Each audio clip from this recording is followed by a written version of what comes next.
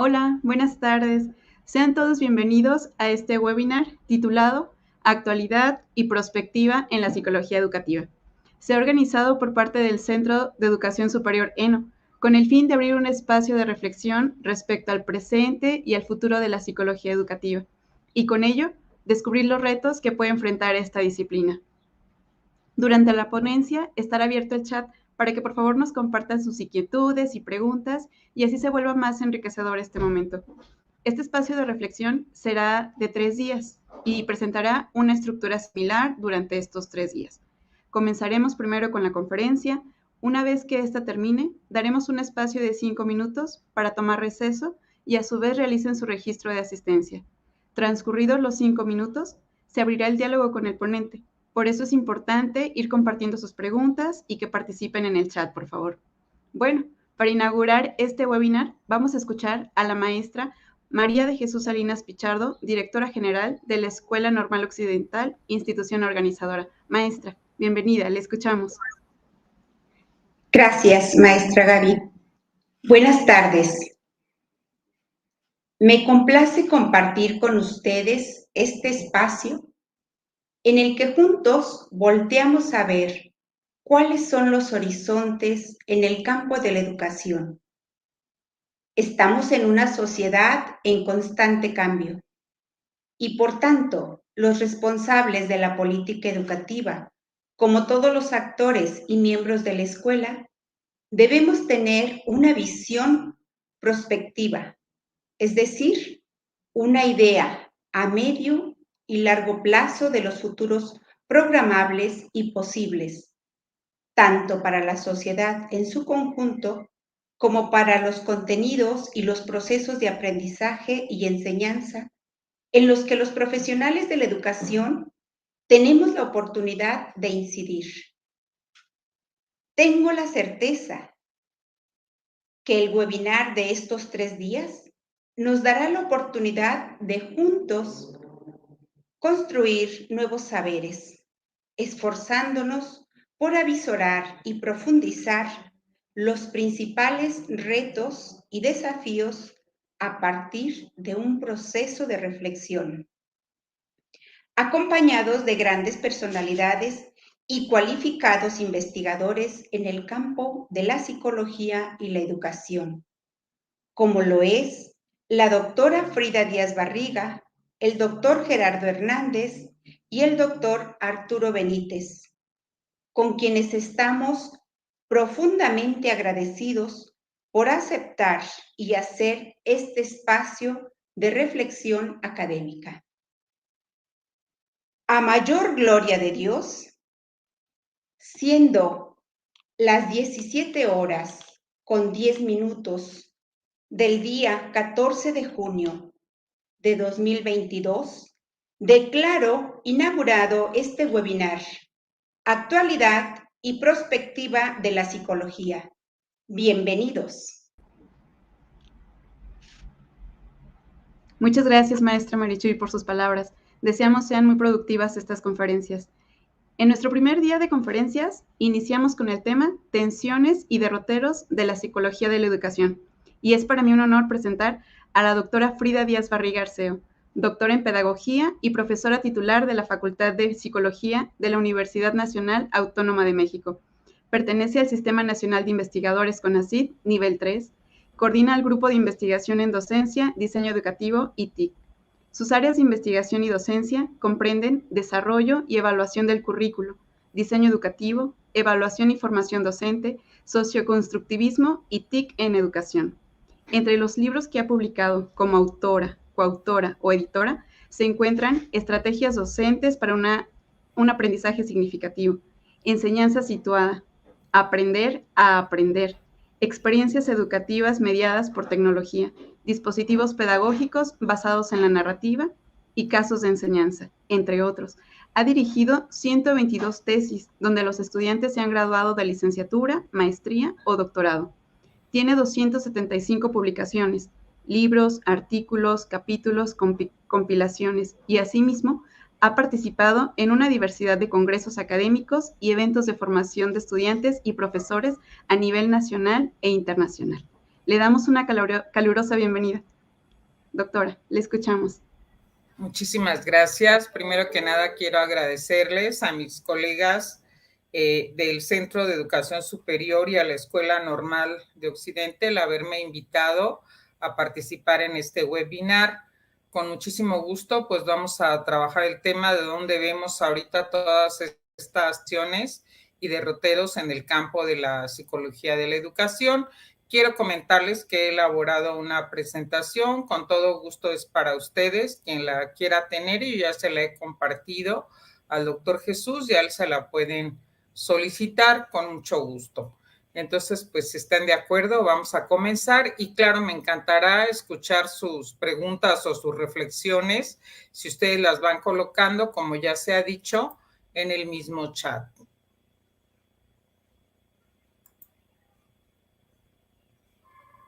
Bueno, pues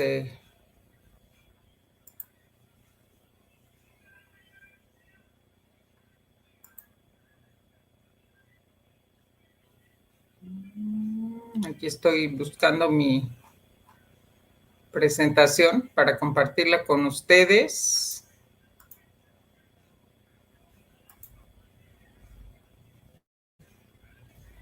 ¿Ya se alcanza a ver? Perdón.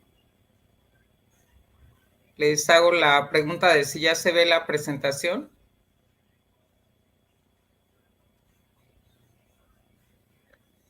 No, doctora, todavía no. ¿No? A ver, déjenme ver, porque según yo ya la veo. Acá está. A ver, vamos otra vez. ¿Ya? Bueno, y ahora sí lo ven. Sí, listo, doctora. Sí, ¿verdad? Bueno. Voy a abrirla. Bien. Bueno, pues muchísimas gracias. Iniciamos. Primero quisiera hacer una recapitulación de cómo ubicamos a la psicología de la educación, porque ustedes saben que se ha escrito, bueno, a lo largo de más de un siglo, muchas cosas acerca de lo que es la psicología de la educación y bueno, pues seguramente hay toda una serie de controversias que llegan hasta nuestros días.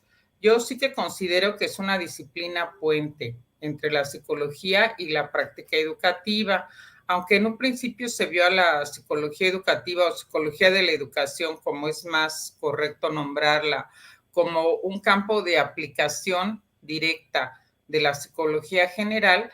La verdad es que hoy en día y con el desarrollo de la misma psicología de la educación, nos damos cuenta que se ha ido convirtiendo en un campo de conocimiento por derecho propio, con sus propios objetos de estudio, con toda una serie de teorías que se han ido conformando a lo largo de pues todas estas décadas, con métodos de intervención, con una serie de pues encuadres muy específicos acerca de lo que implican estos temas de educación vistos desde la psicología y por supuesto ese cambio se ha ido dando pues en función de contextos, de momentos históricos, de grandes paradigmas educativos. Entonces quisiera decir que bueno, en principio el campo en el que se circunscribe la psicología de la educación pues tiene que ver con el aprendizaje, con la enseñanza, con el desarrollo humano que se da en contextos educativos. Tradicionalmente pensamos que la psicología de la educación se circunscribe a la educación formal, un poco con esta imagen que les he querido compartir en esta diapositiva, pero creo que hoy en día y sobre todo con todos esos cambios recientes que hemos visto en nuestra sociedad y en el campo de la educación, pues nos damos cuenta que la psicología de la educación abarca la educación formal, pero no nada más esta, la educación no formal e informal. De hecho, hoy en día, pues las mayores ambiciones de alcance en el campo de la psicología de la educación, pues se ubican en el poder incidir en lo que es la educación a lo largo y a lo ancho de la vida, con la idea de que las personas pues podemos participar en esos procesos de enseñanza y aprendizaje y que nuestro desarrollo siempre está en un proceso muy dinámico, pues a lo largo de toda la vida, que el aprender, que el enseñar nunca terminan y que podemos abarcar pues muchísimos escenarios. Pienso que incluso ese es uno de los retos para el psicólogo educativo, porque no sé si les pase a ustedes, me gustaría eso encontrarlo en el chat, entre sus comentarios. Dice uno, bueno, pues es que yo estudié psicología educativa o soy psicólogo de la educación y todo el mundo piensa, te dedicas a la educación en los kinderes o en las escuelas de los niños pequeños, ¿verdad? Ese es un campo muy interesante y la psicología escolar como un ámbito dentro de la psicología de educación es muy importante y le ha dado mucha identidad al psicólogo, pero no es lo único y creo que hoy en día tenemos que formarnos para trascender ese campo de intervención.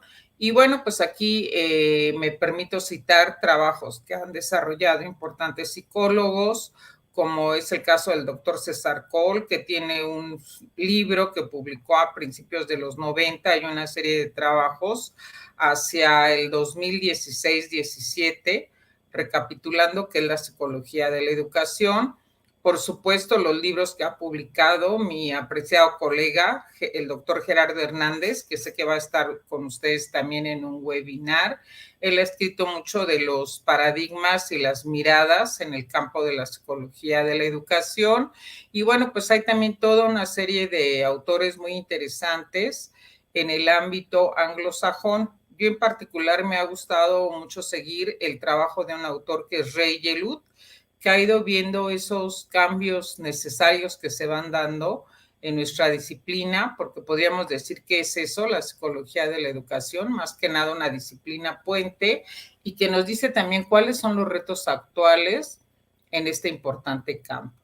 Entonces, podemos encontrar dimensiones teóricas, investigativas y de intervención en la práctica. Todo eso configura a la psicología de la educación y creo, bueno, estoy segura que ustedes también eso lo han revisado cuando se han acercado a este campo, que es un ámbito multiparadigmático. Es decir, no hay una sola mirada, una sola teoría acerca de los fenómenos educativos vistos desde la psicología.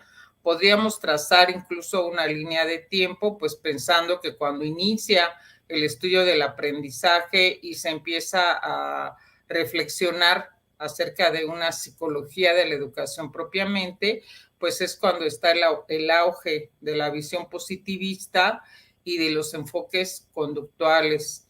Pero después vamos llegando gradualmente a la gran revolución cognitiva de los años 50, 60 del siglo pasado, que marcan otros objetos de estudio, derroteros muy interesantes para la psicología de la educación y el nacimiento de lo que propiamente va a ser la psicología instruccional moderna vinculada a lo que son los temas de aprendizaje significativo.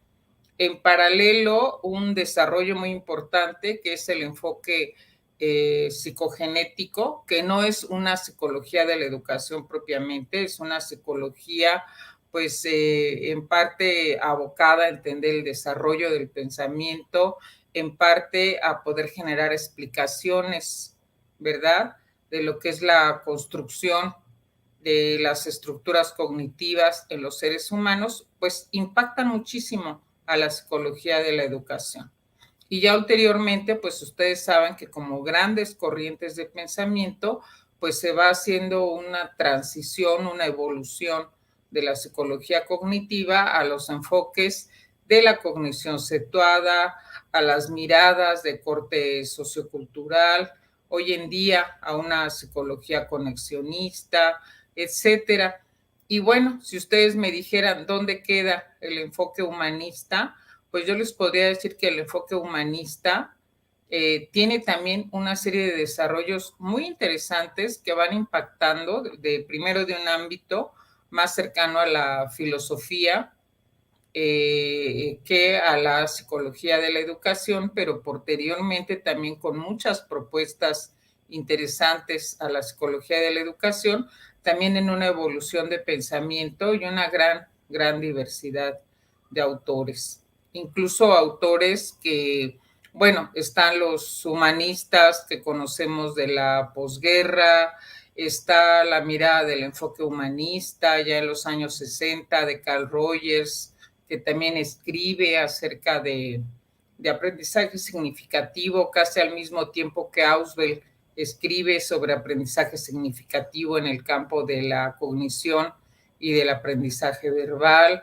Están las miradas humanistas que vienen de diversos contextos latinoamericanos. El propio Freire se identifica con esta mirada. Y bueno, pues hay una serie de planteamientos interesantes. La pedagogía Gestalt también se suele considerar una mirada humanista que impacta el campo de la educación. Entonces, esto simplemente para reconocer esas distintas miradas hacia el campo de la educación y reconocer que por lo mismo lo que llamamos psicología instruccional o tecnología educativa, pues tampoco se queda en una sola perspectiva. Ahí también podemos identificar una diversidad de planteamientos, de objetos de estudio, de métodos, de conceptos. Y bueno, pues eso creo que le da mucha complejidad a la psicología de la educación, pero también mucha riqueza. Otra cuestión que me parece importante, y sobre eso, más que hablarles de la evolución de la psicología educativa, quisiera comentar en esta presentación, porque pues eso es lo importante, cuáles son las tensiones, los derroteros, los retos que tenemos los psicólogos educativos, pues es tal vez ubicarnos en este momento sociohistórico que estamos viviendo, que es este hito humano tan importante. Bueno, Carles Monereo dice que en sí mismo es un incidente crítico mayúsculo que está generando una diversidad de transformaciones y que tenemos que pensar cómo ha transformado la educación y qué retos plantea a la psicología educativa. Pienso que recientemente está saliendo mucha literatura, seguramente ustedes han estado siguiendo a los grandes autores del campo de la psicología y de otras áreas afines, pues hablando de todo lo que ha representado esta pandemia. Ya desde inicios del siglo, creo que estábamos conscientes que estábamos en lo que se llama una nueva ecología del aprendizaje y una nueva ecología de la comunicación, de acuerdo a lo que nos dicen autores como Cole y como Scolari. ¿Por qué? Porque nuestros ambientes de aprendizaje, de enseñanza, las posibilidades de desarrollo, de socialización, de interacción de los seres humanos, la ecología de los medios para lograr aprendizaje han cambiado muy significativamente. No solo es la revolución tecnológica, siento que este es un tema muy importante, pero hay muchos cambios más en mentalidades, en prácticas sociales, en formas de ver la sociedad, que nos hablan de que han surgido nuevos ambientes, ¿verdad? Y que tenemos que generar retos a la psicología de la educación para pensar otras miradas y otros modelos explicativos. Ya en concreto en la pandemia, pues yo creo que nos dimos cuenta que no era nada sencillo, ¿verdad?, de hacer ese traslado que algunos pensaron muy automático de la educación presencial a la educación a distancia. De hecho, hoy en día, instituciones como la propia UNESCO reconocen que más que pasar de una educación presencial a una a distancia o virtual, lo que sucedió fue un fenómeno llamado educación remota en contexto de emergencia, que nos hizo darnos cuenta de que nuestros sistemas educativos, y miren que no solo en nuestro país, por lo menos creo que lo podríamos decir en el ámbito latinoamericano, están caracterizados por una situación de inequidad y de exclusión, y que por ahí también hay compromisos importantes para todas las disciplinas del conocimiento que tienen que ver con la educación.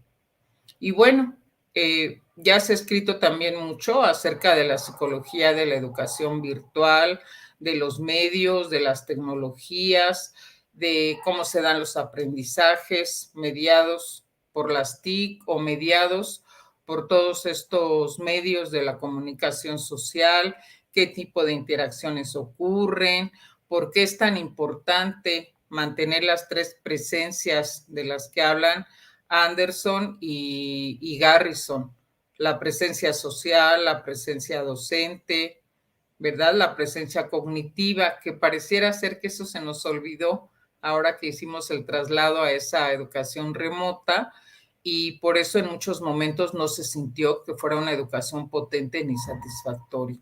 Pero bueno, existe como otra subdisciplina esa psicología de la educación virtual, y nos ha enseñado también muchas cosas muy interesantes, pero hemos aprendido otras cosas más.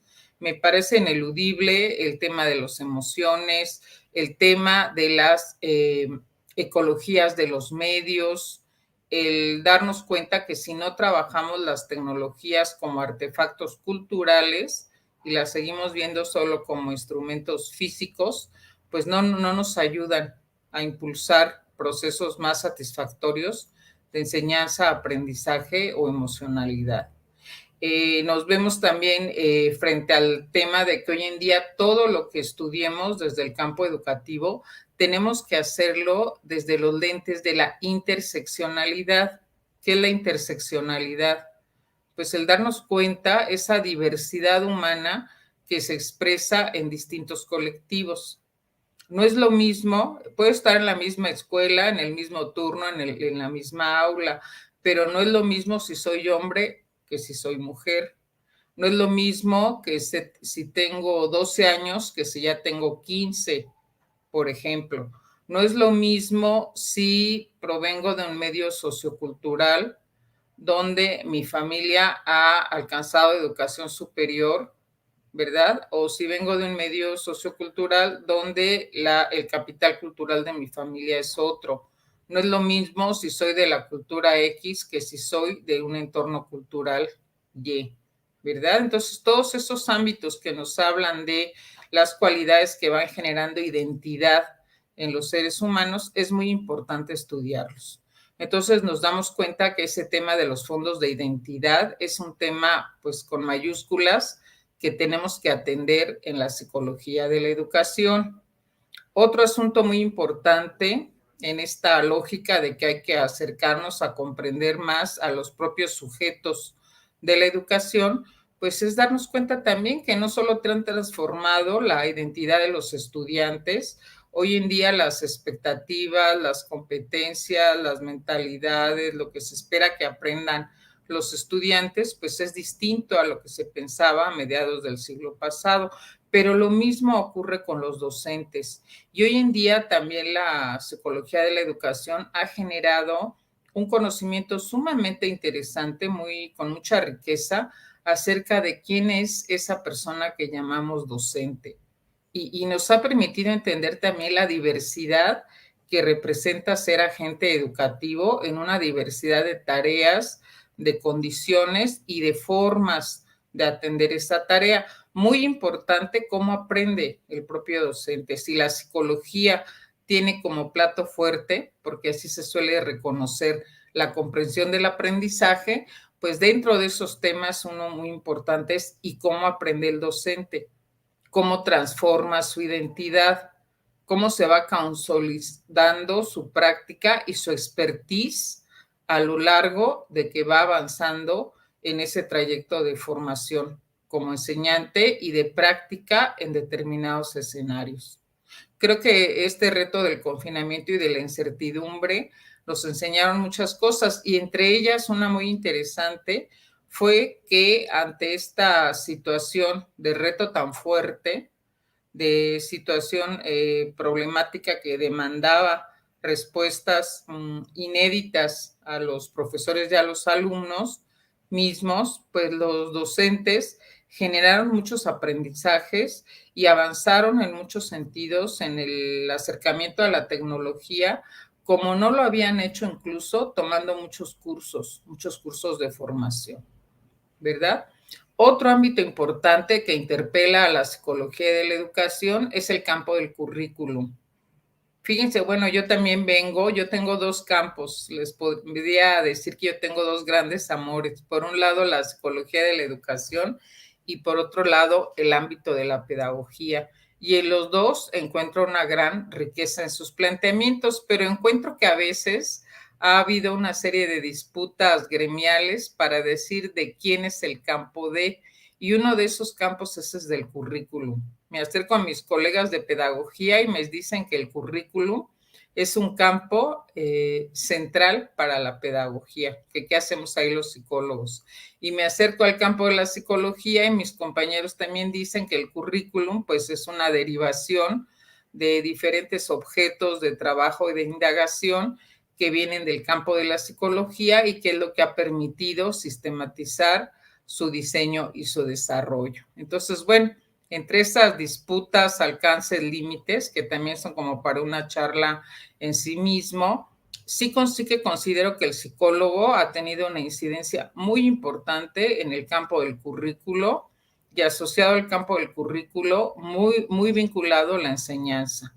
De hecho, en algunas universidades americanas, ustedes lo saben, van de la mano el departamento de currículo y enseñanza, el área de currículo y enseñanza, como una continuidad uno de lo otro, pensando en el currículum formal, en su puesta en práctica y en su desarrollo en las aulas. Entonces, ahí también hay grandes retos para los psicólogos. Los psicólogos también hemos planteado importantes teorías al campo del currículum, modelos de sistematización de los procesos que llevan a crear un currículum, lo que hoy en día se llama las arquitecturas curriculares, que es pues simple y sencillamente cómo se logra la organización y la estructuración del currículum escolar y pues toda una serie de líneas de investigación. A mí se me hace muy interesante una línea que se consolidó mucho conforme fue avanzando el presente milenio, que es la de actores del currículum, que ha permitido estudiar directamente qué ocurre con, sobre todo, docentes y estudiantes, pero también con otras figuras educativas, a veces los directivos, los supervisores, en la educación superior, las personas que son usuarios de las diferentes profesiones universitarias, etcétera, vinculadas al currículum escolar, para ver ya el currículum en la acción y los cambios que esto genera en todos los órdenes de la vida y la formación de las personas. Y bueno, pues otro ámbito muy importante, pues el de métodos y enfoques de intervención psicoeducativa. Ahí yo encuentro cambios sumamente importantes. Fíjense que yo de hecho doy una materia que me encanta en la carrera de psicología, en la licenciatura, que se llama Programas de Intervención Psicoeducativa y la he dado durante pues mucho tiempo, yo creo que ya algunas décadas. Y claro, también soy muy consciente de cómo ha ido cambiando la perspectiva de la intervención psicoeducativa. Lo primero, lo que ustedes ven aquí como pregunta, ¿la intervención psicoeducativa se hace desde la mirada y la acción de los expertos o se hace desde la mirada y el acompañamiento a las comunidades?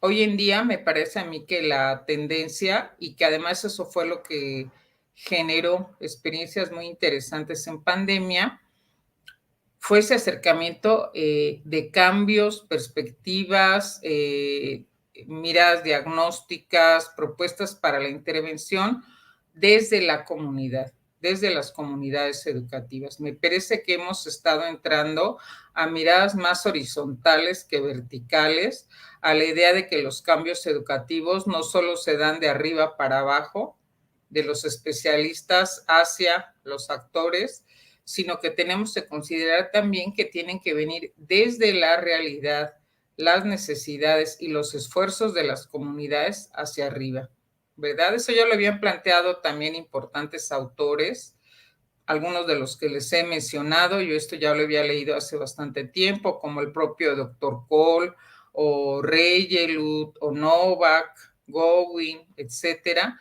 que los cambios más interesantes se dan cuando logramos hacer ese proceso de acompañamiento, claro, como psicólogos de la educación o como otros expertos en educación, a las comunidades educativas, pero no cuando llegamos con soluciones prefijadas y queremos implantarlas sin más, ¿verdad? De todas maneras, en la comunidad se van a dar una serie de transformaciones. Por ejemplo, si ustedes experimentaron todo esto que se llamó la educación en casa o el aprende en casa o los modelos que estaban muy pautados de cómo llevar esta educación remota y de emergencia, se darán cuenta que funcionó o logró tener pues una función significativa cuando fue la comunidad la que logró apropiarse de estos enfoques y transformarlos. Cuando la demanda es toma y aplica tal cual lo que aquí te estamos dando, eso va a ser sumamente difícil. Entonces, hoy en día estamos mucho más trabajando desde enfoques comunitarios, desde enfoques desde la colectividad, y eso más adelante les comentaré también, pues un poco qué implica en la formación de los propios psicólogos educativos.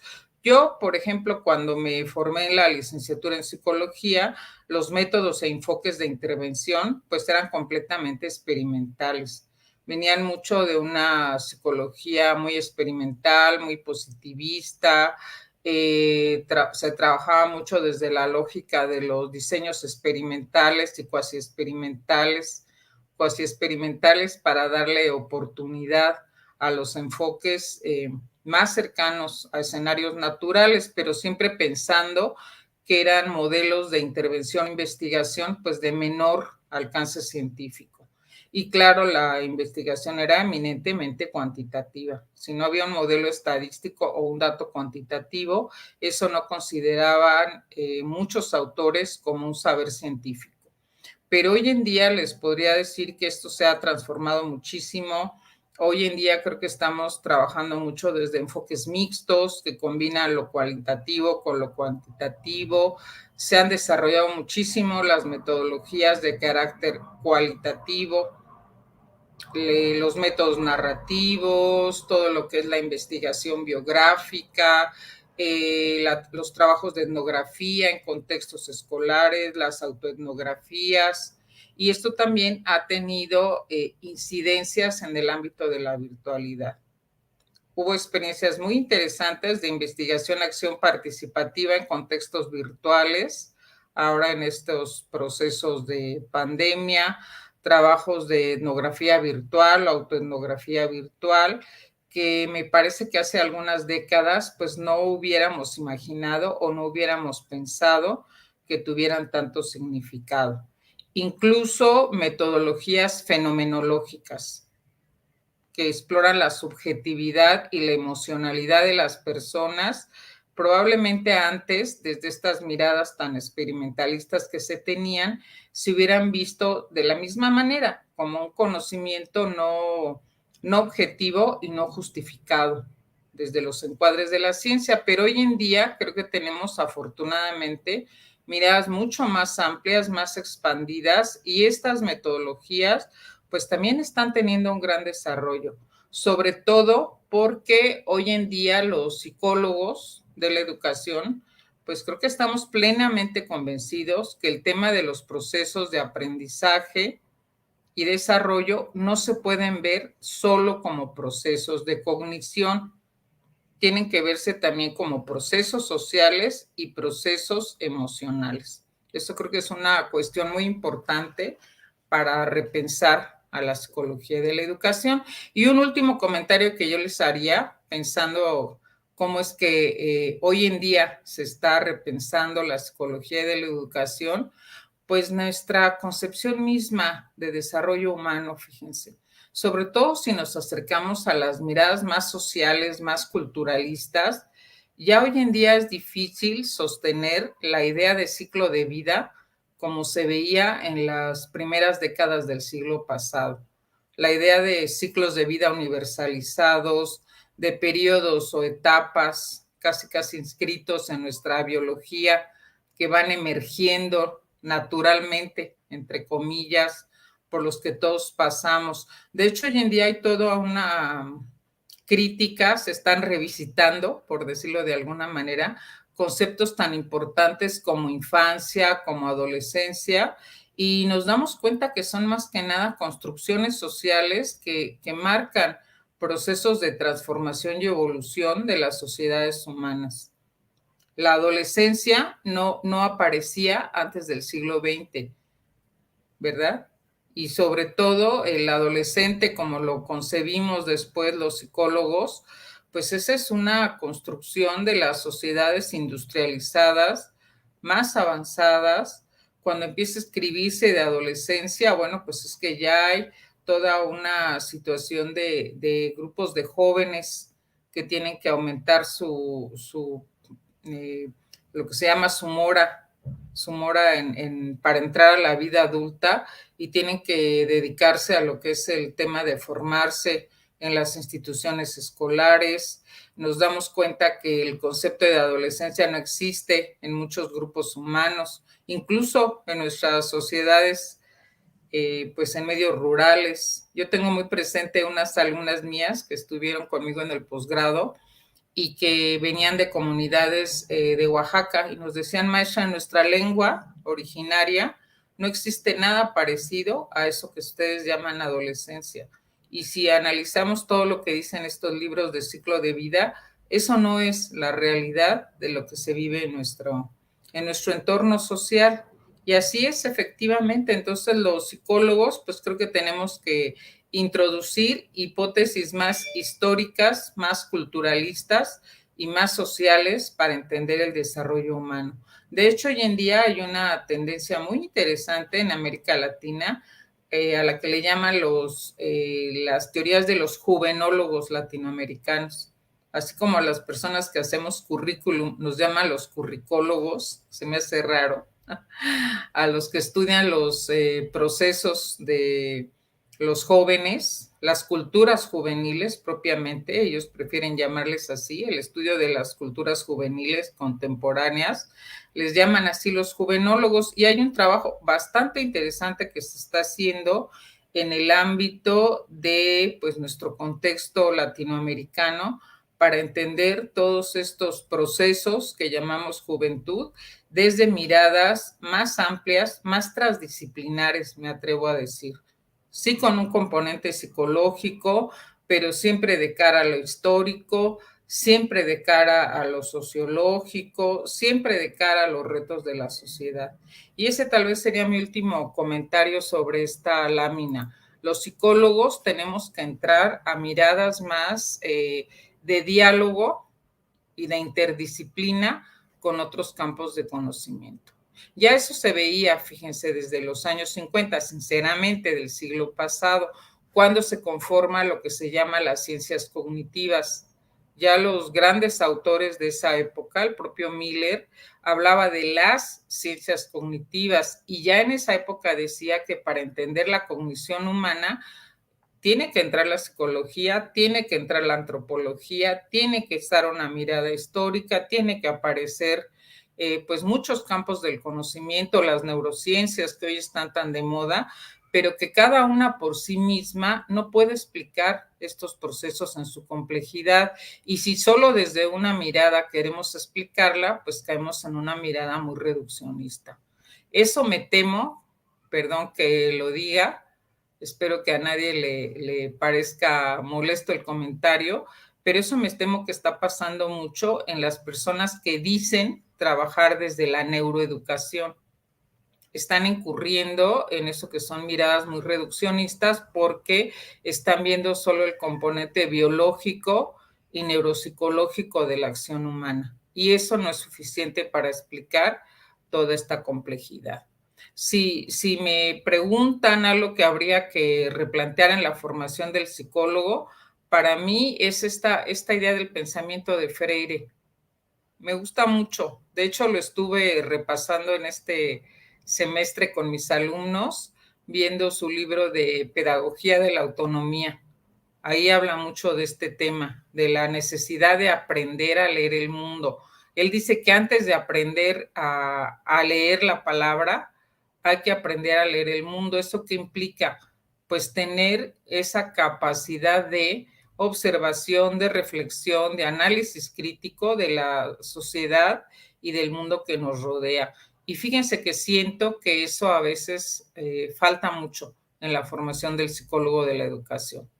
Se enseñan los conocimientos tan en abstracto, las teorías tan fuera de contexto y de realidad, como si fueran saberes, ¿qué les diré? Inertes, ya inmutables, muy genéricos. Y la verdad es que la psicología tiene que ser siempre un conocimiento en acción y en contexto. Y bueno, pues miren, simple y sencillamente, si vamos a ser psicólogos en esta región, que es la más desigual del planeta, pues tenemos que entender en dónde vamos a ejercer la profesión y tenemos que entender que nuestra región latinoamericana, México incluido, son regiones donde las generaciones infantiles y los jóvenes, las jóvenes, enfrentan muchos retos en el proceso de desarrollo humano. Eso no se los digo yo, los grandes autores de este campo, la misma UNESCO, UNICEF, el PNUD, lo han reconocido amplia y abiertamente. Entonces tenemos que ser psicólogos pues muy aterrizados lo que vamos a enfrentar en nuestra práctica, dadas las condiciones de nuestro propio contexto. Y bueno, aquí les pongo simplemente un ejemplo. Me gustaría que aquí reflexionaran, tal vez para nuestro intercambio, todo esto que implica. Nosotros, dentro de lo que fue el tema de la pandemia, fíjense que nos pedían mucho a mi grupo y a mí, que es el grupo Guidet. Hay muchos jóvenes maravillosos, los aprecio mucho, jóvenes que están estudiando sus posgrados, licenciatura, incluso algunos de ellos en la UNAM. Nos pedían mucho que diéramos cursos de TIC para profesores o para alumnos, pero nosotros decíamos en esta idea de Freire, es que no es dar cursos en frío, cursos de TIC. Eso no le va a resolver los problemas a los maestros. Mejor vamos a trabajar sobre sus problemas, sus necesidades, haciendo el diagnóstico de su situación, reflexionando con ellos cómo pueden partir de esa problematización para generar soluciones a lo que viven. Y entonces lo que empezamos a trabajar fueron cosas como las que les comenté, proyectos de narrativa digital, proyectos de fotovoz o de videovoz también, muy cercanos a la investigación, acción participativa, trabajo en memorias colectivas, trabajo de etnografía y autoetnografía virtual, todo enfocado a cuestiones de intervención más colaborativa, más situada, porque además empezamos a ver que ese vacío social y la no interacción social en los entornos digitales no estaba ayudando absolutamente para nada. Y eso nos permitió pues tematizar cómo estaba la gente viviendo la pandemia, cómo se estaba transformando sus procesos de identidad, sus roles, sus condiciones, cómo era otra mirada y otra docencia, otra mirada y otra posibilidad de ser estudiante. Aquí simplemente les pongo dos imágenes de proyectos fotovoz. Uno es con profesoras de educación preescolar que nos compartían imágenes de pues, todos los cambios que hacían en su casa. Este estudio nos permitió ver todo el tema de género. Todo esto que hoy en día ya también con datos duros se sabe de que la pandemia pues impactó mucho más fuerte al género femenino, le generó una gran sobrecarga de trabajo y muchas situaciones de índole emocional, y por eso pues ahí, como encontró la propia UNICEF, creo, con adolescentes mexicanas, pues se encuentran altos niveles de ansiedad, ¿verdad? Y a la derecha ven ustedes muchas de las condiciones en las que tuvieron que pasar a estudiar nuestros alumnos. Estos son alumnos de la UNAM, de las licenciaturas en la UNAM, y vean las condiciones con las que tenían que estudiar en casa, porque nos dimos cuenta de eso que yo les decía, de esa región en la que está ubicada nuestra acción como psicólogos educativos y las complejidades que se enfrentan en esos escenarios donde se trasladó la educación en casa.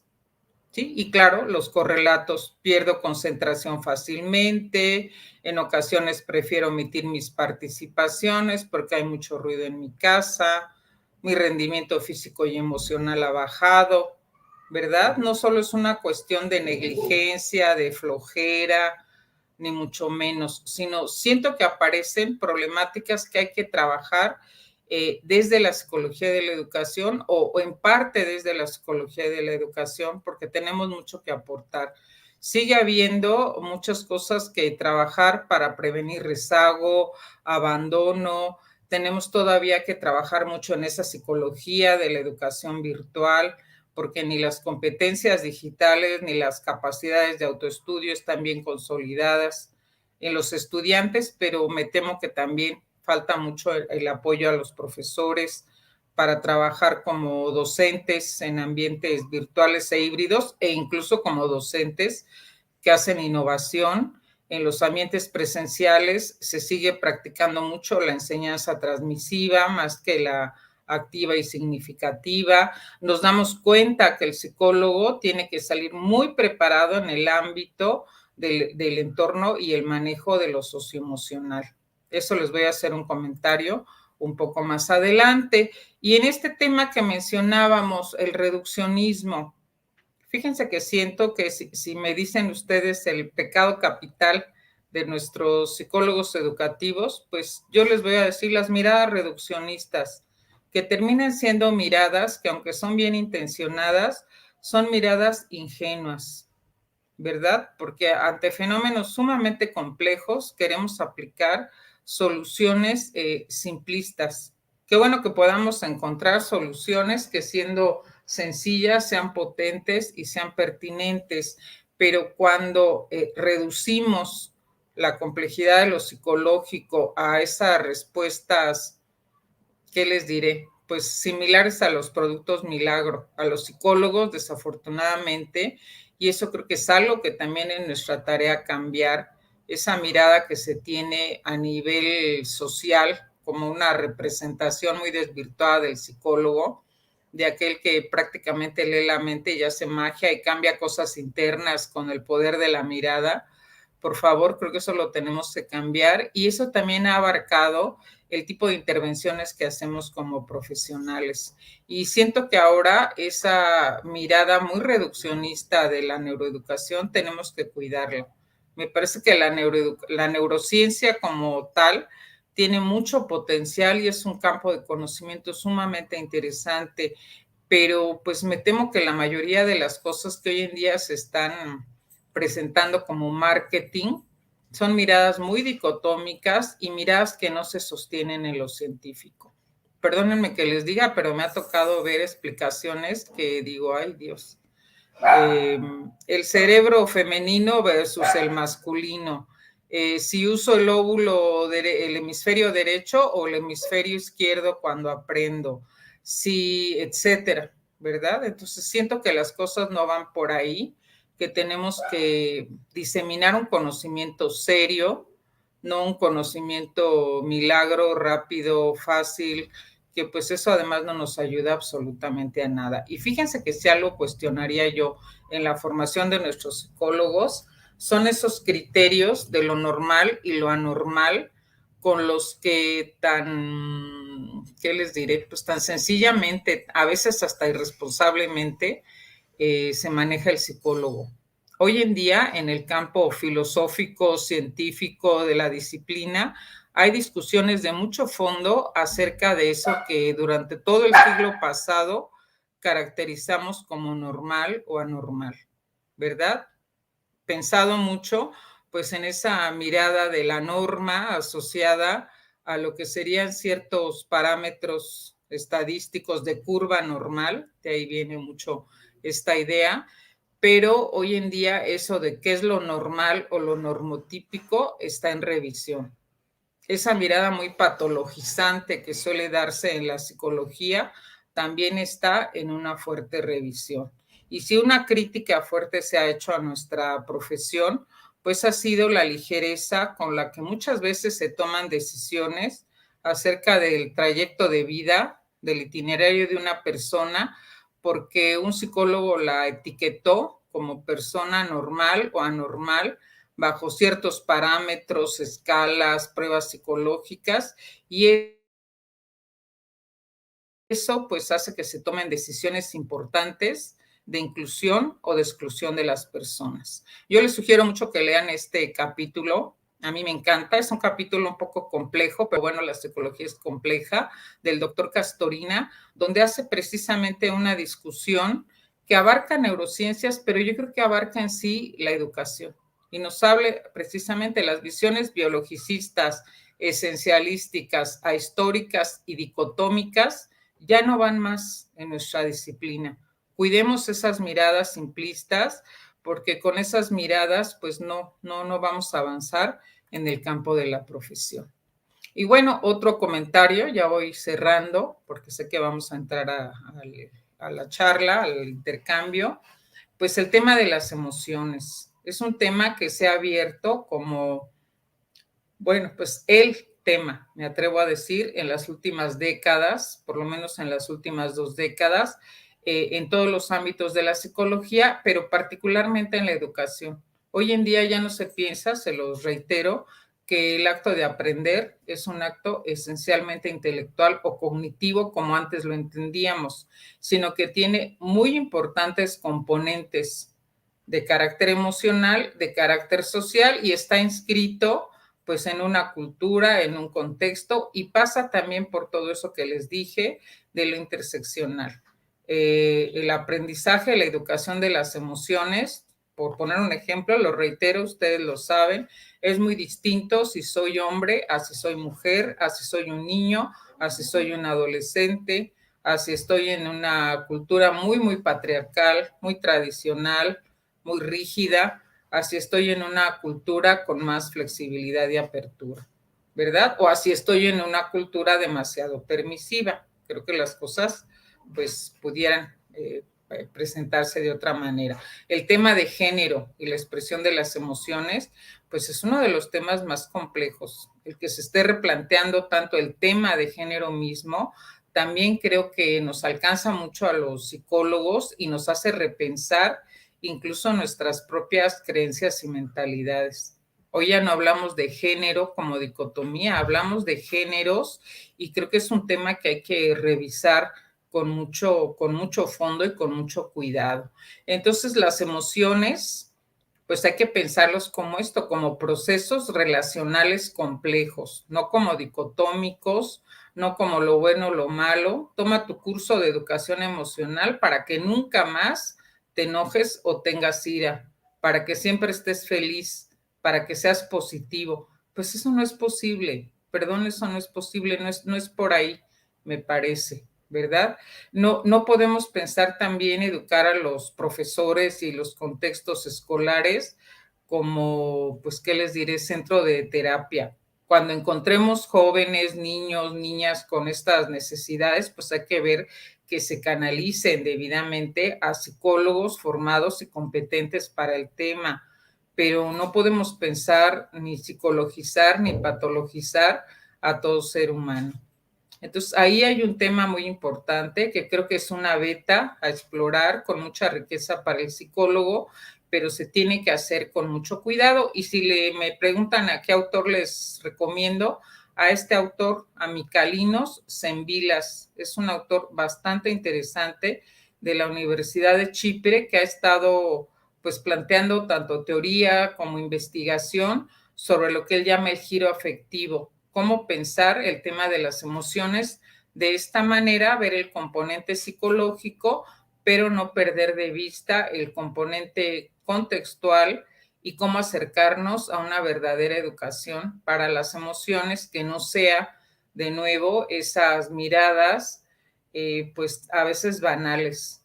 La terapia de mírate en el espejo y dite soy feliz y repítelo 100 veces hasta que tu cerebro lo aprenda y cambies. Pues perdona, sí creo que son miradas muy simples, ¿no? No es por ahí. Y ya lo último que les quiero comentar, hacia dónde vamos los psicólogos, pues sintetizo a la multidisciplina, a entender pues el comportamiento humano desde miradas de pensamiento y teorías complejas, a fortalecer la formación del psicólogo como una formación crítica muy ligada a la praxis. Los psicólogos tienen que formarse con buenas teorías, pero también in situ, en buenos escenarios que les permitan acercarse a la profesión. Tenemos que trabajar pues por fortalecer una didáctica de la psicología. Los psicólogos hemos sido muy buenos para la enseñanza de la ciencia, la enseñanza de la historia, la enseñanza del lenguaje y la enseñanza de la psicología. Sí que hay trabajo importante. Una revista de las de la APA es una revista muy interesante en enseñanza de la psicología, pero creo que ahí nos falta Nos falta predicar en la propia casa lo que hemos trabajado en otros escenarios. Pensar que tenemos que formar en trayectos personalizados, trabajar trayectorias personales para aprender, que el psicólogo tiene que darse cuenta que todo lo personal tiene una incidencia en lo político. El psicólogo apolítico, pues difícil de pensar, ¿no? Hay que tener una postura política y yo creo que esa postura tiene que ser por la justicia social, por la educación inclusiva, por el derecho a la educación, por el reconocimiento, ¿verdad?, de que hay que trabajar esas perspectivas de género, esa mirada de interseccionalidad, porque sin estas miradas difícilmente el psicólogo es el psicólogo que esperamos para la sociedad actual. Hoy en día, pues los proyectos curriculares están incorporando muchas de estas perspectivas, el tema de la sustentabilidad, el tema de la revisión crítica o de construcción de las grandes teorías o paradigmas educativos. No son edificios monolíticos, no son las grandes pirámides de Egipto, y aunque fueran, pues hay que revisarlos, ¿verdad? Porque el conocimiento es un conocimiento en acción y un conocimiento siempre en un proceso dinámico. Y bueno, pues nuestras metas deberían ser un profesional que sí contribuya al bienestar y al desarrollo humano en su sentido pleno, y creo que hay que historizar y siempre contextualizar todo lo que enseñemos de psicología de la educación. Incluso las teorías más recientes, más en boga, que son las teorías socioconstructivistas, pues también están continuamente siendo revisitadas, ¿verdad? No enseñemos ese conocimiento como el propio Vygotsky criticaba. Él, acuérdense que decía que estaba en contra del conocimiento fosilizado y que todo conocimiento lo tenemos que ver como un algo dinámico. Y bueno, pues ese sería mi planteamiento para escucharlos después. Ya esto ya no me va a dar tiempo para comentarles nuevas realidades, nuevos tipos de estudios o proyectos a conducir con nuestros estudiantes. Ya mejor lo platicamos después. Les dejo algunos materiales de los que hemos estado trabajando, de estos proyectos que les digo que estuvimos conduciendo ahora en la pandemia como retos a lo que es el campo de la psicología misma, y si es de su interés, pues el sitio web del proyecto de nuestro grupo de investigación. Le hicimos un módulo de COVID-19 y ahorita ya siento que tenemos que hacer la continuación de porque pues los cambios que se han dado han sido vertiginosos y ahorita mismo estamos en otro punto. Y bueno, pues muchísimas gracias. Al contrario, doctora, gracias a usted. Le agradecemos de verdad sus grandes aportaciones y llegó el momento de que tomemos 5 minutos de descanso. Por favor, aprovechen para registrar su asistencia en el enlace que está apareciendo ahorita en el chat. Una vez que transcurran estos 5 minutos, regresamos para abrir el diálogo con la doctora. Gracias. El Centro de Educación Superior Escuela Normal Occidental te ofrece licenciaturas en Educación Primaria, Psicología Educativa y Ciencias de la Educación. Su modelo educativo se inspira en la concepción humanista cristiana. Nuestro compromiso es educar para la vida, la libertad y la trascendencia. Como institución educativa trabajamos para fomentar la honestidad, cordialidad, responsabilidad, lealtad y creatividad. Incorporada a la Secretaría de Educación y a la Secretaría de Innovación, Ciencia y Tecnología del Estado de Jalisco, reconocida por la Confederación Nacional de Escuelas Particulares como Escuela de Calidad. Ubicados en la zona de la Minerva, el Centro de Educación Superior Escuela Normal Occidental cuenta con cómodas instalaciones, favorable acceso vial, atención personalizada y personal capacitado. El Centro de Educación Superior Escuela Normal Occidental es una institución de calidad educativa y humana que tiene un lugar para ti. Únete a la familia ENO.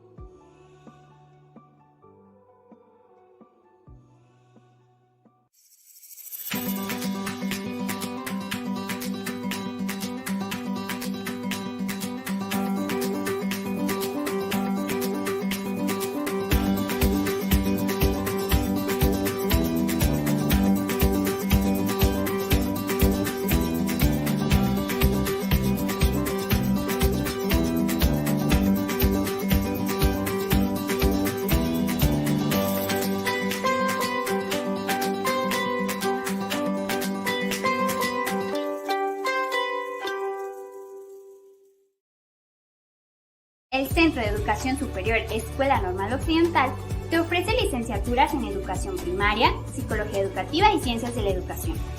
Su modelo educativo se inspira en la concepción humanista cristiana. Nuestro compromiso es educar para la vida, la libertad y la trascendencia. Como institución educativa trabajamos para fomentar la honestidad, cordialidad, responsabilidad, lealtad y creatividad. Incorporada a la Secretaría de Educación y a la Secretaría de Innovación, Ciencia y Tecnología del Estado de Jalisco, reconocida por la Confederación Nacional de Escuelas Particulares como escuela de calidad. Ubicados en la zona de la Minerva, el Centro de Educación Superior Escuela Normal Occidental cuenta con cómodas instalaciones, favorable acceso vial, atención personalizada y personal capacitado. El Centro de Educación Superior Escuela Normal Occidental es una institución de calidad educativa y humana que tiene un lugar para ti. Únete a la familia ENO.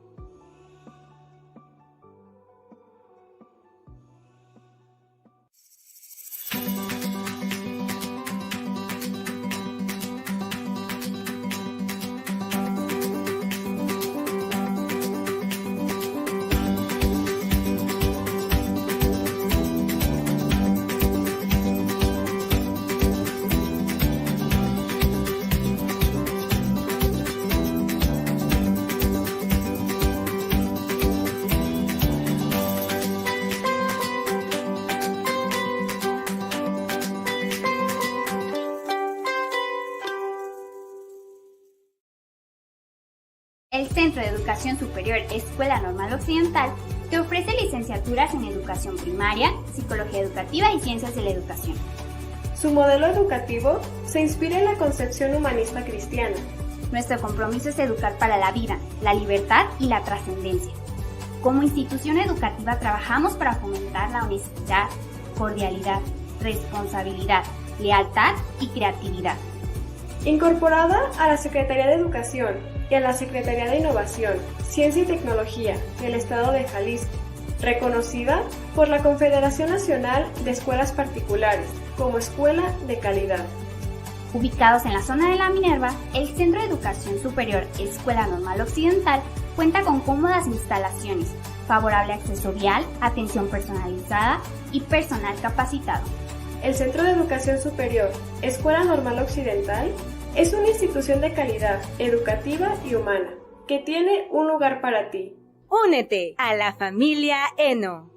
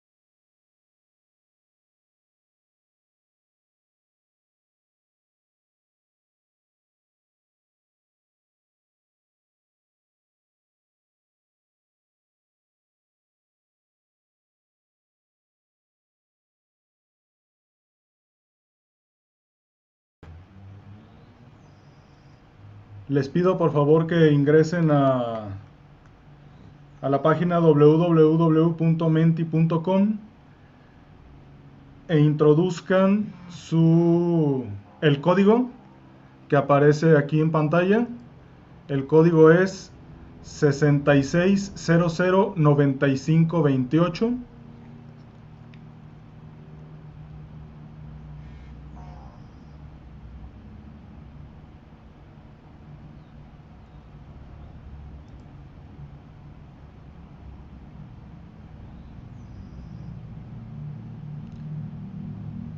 Les repito, la página es www.menti.com y el código 6600-9528. Y ahí van a encontrar una pregunta muy de la mano de lo que nos acaba de compartir la doctora Frida Díaz Barriga respecto a la función del psicólogo educativo. Y la pregunta es muy sencilla. ¿Qué hace la psicóloga educativa? ¿Qué hace el psicólogo educativo? Algunos de nuestros participantes son psicólogos de formación, algunos otros son psicólogos educativos y hay otros participantes que son docentes frente a grupo. Entonces, queremos saber con esta pregunta qué piensan los docentes, por ejemplo, que es la función del psicólogo, de la psicóloga educativa. Vamos a dar unos minutos para que nuestros participantes comiencen a enviar su respuesta. Ya estamos viendo por acá a 4 participantes que están compartiendo su opinión.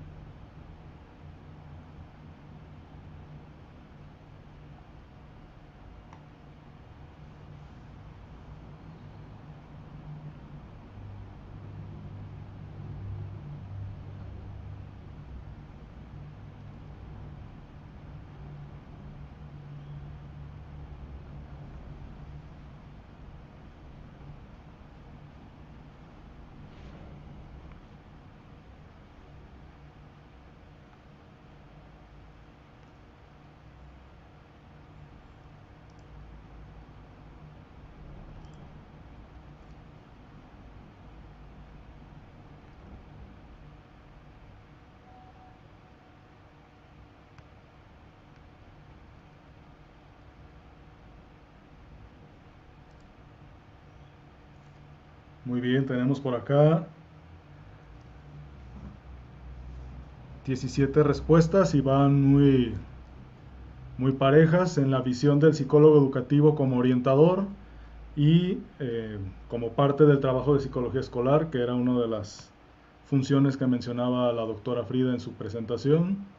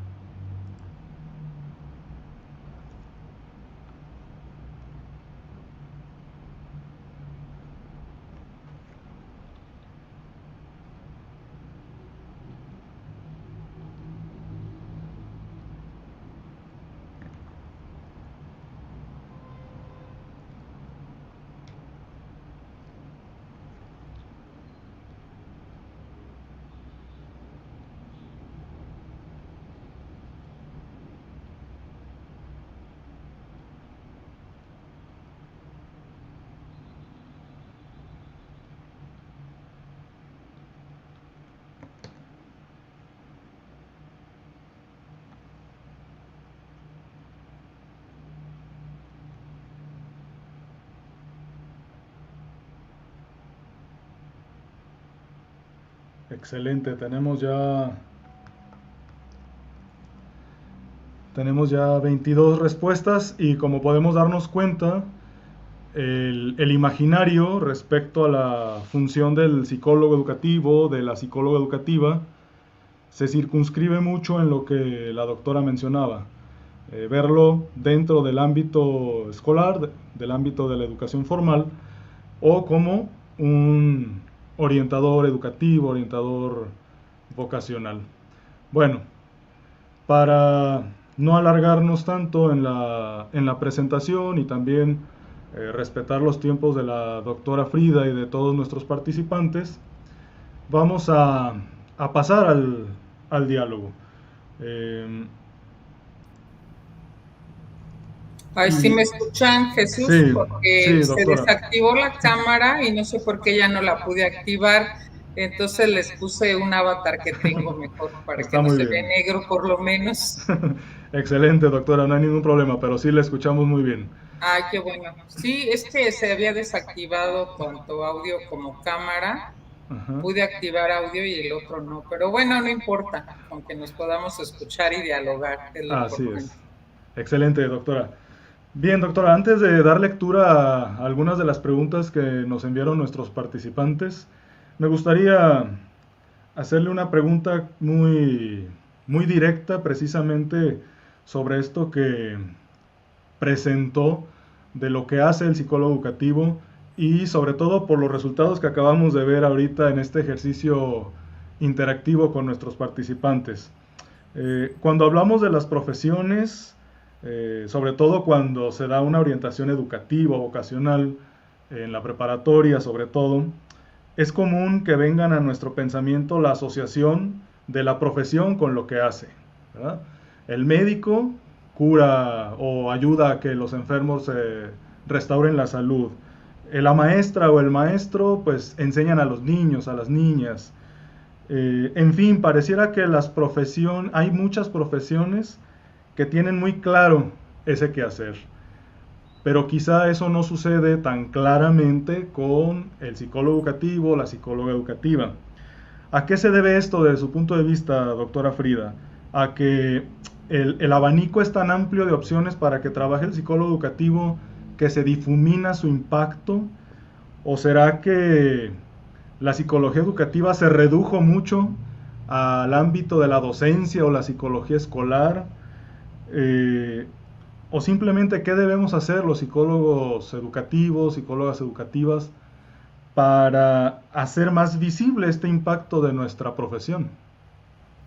Pues bueno, creo que en el comentario, Jesús, tú mismo estás planteando ya mucho la pauta de la respuesta. Efectivamente, yo pienso que en el imaginario social, bueno, no lo pienso, se ha encontrado, porque de hecho se han hecho muchos estudios acerca de la representación que se tiene del psicólogo y también se han hecho estudios con los propios psicólogos o estudiantes de psicología. Primero, porque cuando se piensa en psicólogo, así en general, pues siempre se piensa en el psicólogo clínico, no diferenciado del psiquiatra, no diferenciado del neurólogo.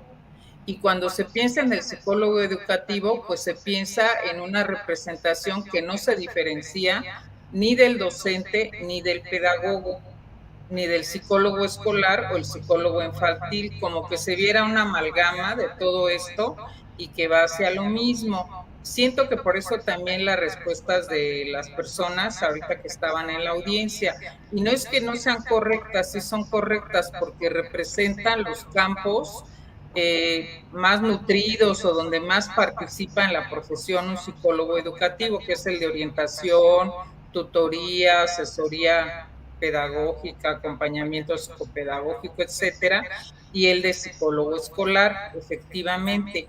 Pero lo que tenemos que hacer es darnos cuenta y abrir el abanico de opciones a muchas posibilidades más. Y hoy en día los grandes retos son abrir ese abanico de opciones a un psicólogo de la educación que puede estar a todo lo largo de la vida de las personas.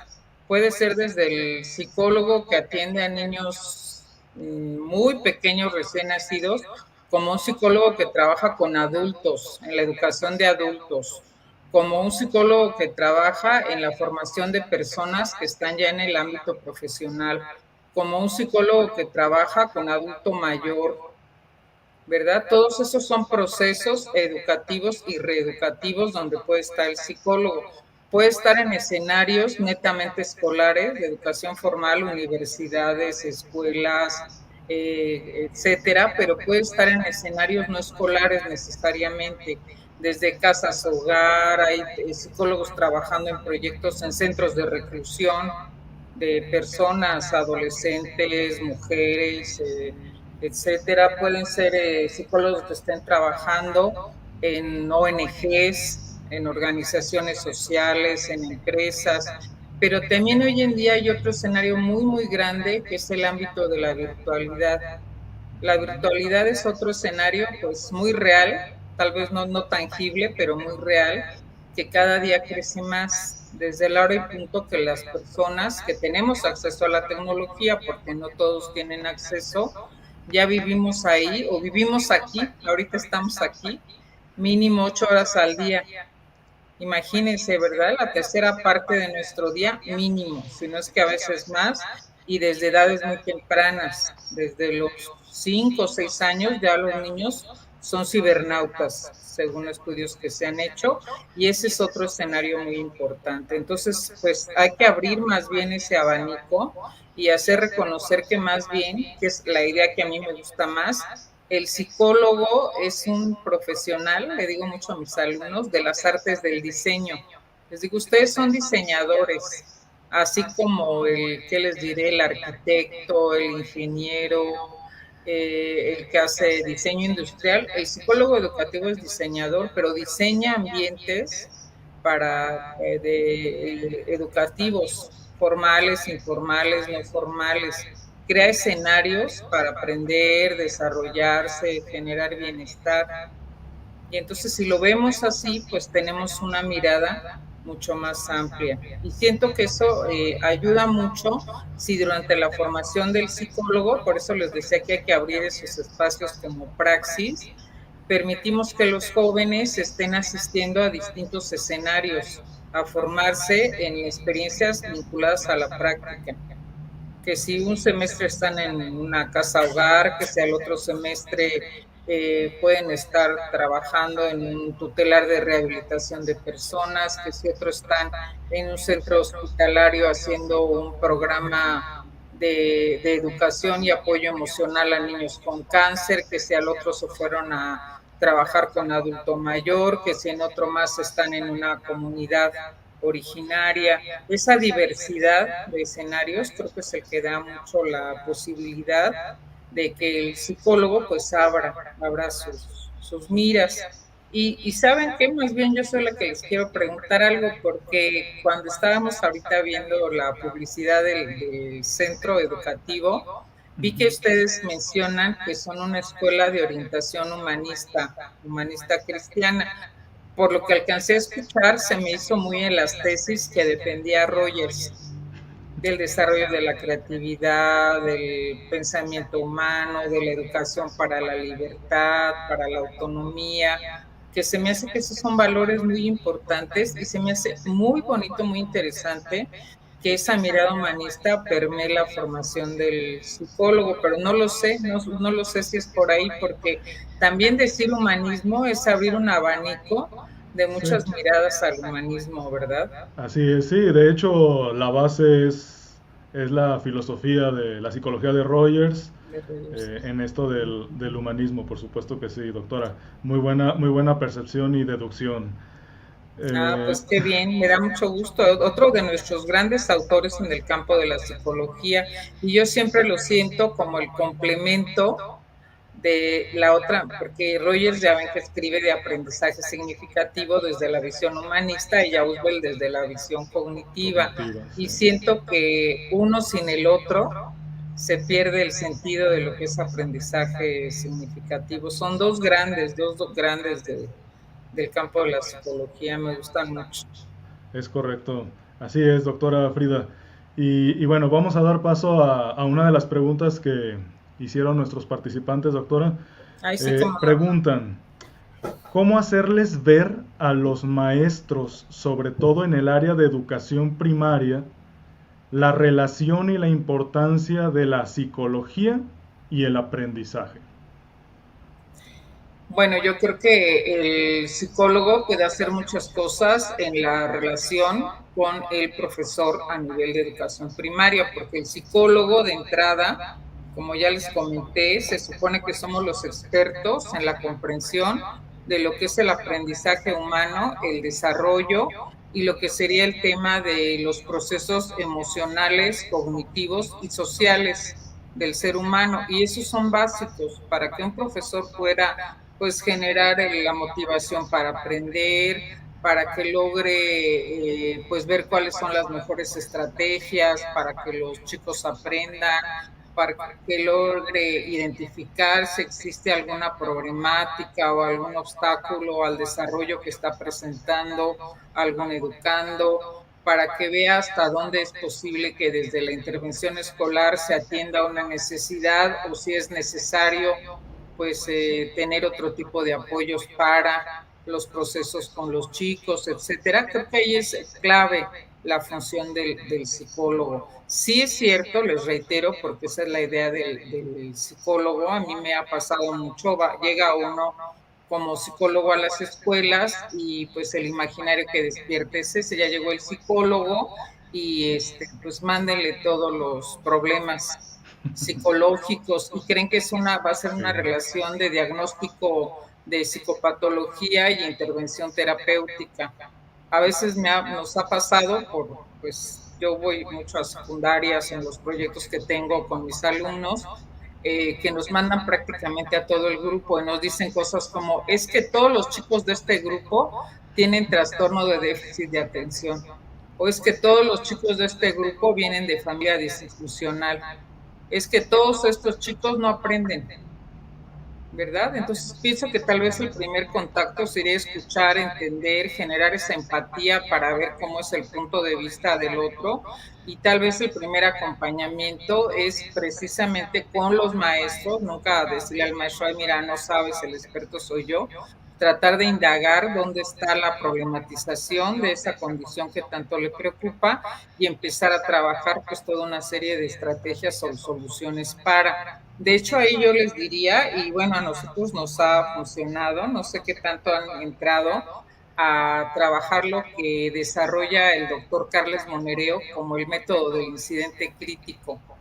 Él piensa que lo primero cuando uno hace en el contacto con los docentes, si quiere llegar a formar docentes o trabajar con ellos, es partir de que sean los docentes los que nos hablen de sus incidentes críticos, es decir, qué problemáticas o qué hechos son los que conflictúan su docencia y cómo los interpretan ellos para primero entender qué es lo que está sucediendo. Hay toda una estrategia, todo un método que tiene el doctor, incluso si lo buscan así, Carles Monereo, incidente crítico, lo van a encontrar y él incluso tiene un sitio web, el doctor, muy interesante, sí, con la investigación. En Facebook, de hecho, ¿no? En Facebook sí, también tiene un grupo. Ajá. Sí, que tiene claro. Y con lo cual, pues primero hay un acercamiento para problematizar con los maestros y ya a partir de detectar cuáles son esas situaciones más críticas o más importantes, pues ya trabajarlas con ellos. Están los clásicos, la disciplina escolar, la evaluación del aprendizaje, la diversidad, poder trabajar la diversidad del alumno en el aula no es nada sencilla, ¿verdad? Los métodos didácticos para generar motivación. Ya con esos 4 tópicos que trabajen, pues ya es un cambio y generar pues ese ambiente de bienestar emocional es otra cuestión muy importante en el entorno escolar porque hoy en día se vive mucho bullying y mucha agresión en las escuelas. Eso siento que es otra área que tenemos que fortalecer mucho, pues en la formación del psicólogo, cómo atender hasta donde es posible, ¿verdad? Porque también no es llegar con una varita mágica. Los problemas son estructurales, no es que haya el superpsicólogo que llega y transforma todo eso, se tienen que hacer cambios sistémicos. Entonces siento que eso es algo muy importante, pero tratar de hacer equipo, llegar a las escuelas de hacer equipo. Siento que eso ha fallado mucho en la relación que tienen los psicólogos de los CAM con los profesores de los centros de atención múltiple. De repente me parece que ahí ha habido roces o tensiones que incluso se han documentado en estudios, porque pues pareciera ser que están en una cierta disputa o rivalidad en torno a qué hacer y cómo atender a los chicos que perciben con problemas para el aprendizaje o que tienen alguna discapacidad. Entonces, en vez de hacer equipo, han generado una cierta pique, digamos, hay un pique o rivalidad, y pues si no hay colaboración, imagínense, difícilmente. Entonces, tal vez fortalecer más estructuras cooperativas y de análisis más a fondo para poder atender esos problemas. Excelente, muchas gracias, doctora Frida, por su respuesta. Tenemos acá otra pregunta. Bueno, con su respuesta alcanzó a abarcar otra pregunta donde mencionaban de cómo se podía trabajar en conjunto docentes y psicólogos educativos.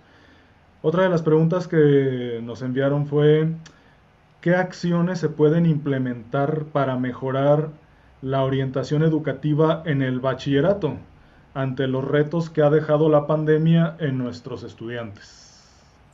Ay, bueno, creo que son muchos. Y a lo mejor vinculándolo con la pregunta anterior, yo creo que lo primero es desarrollar en nosotros como psicólogos esa gran cualidad que es la escucha empática, es lo primero.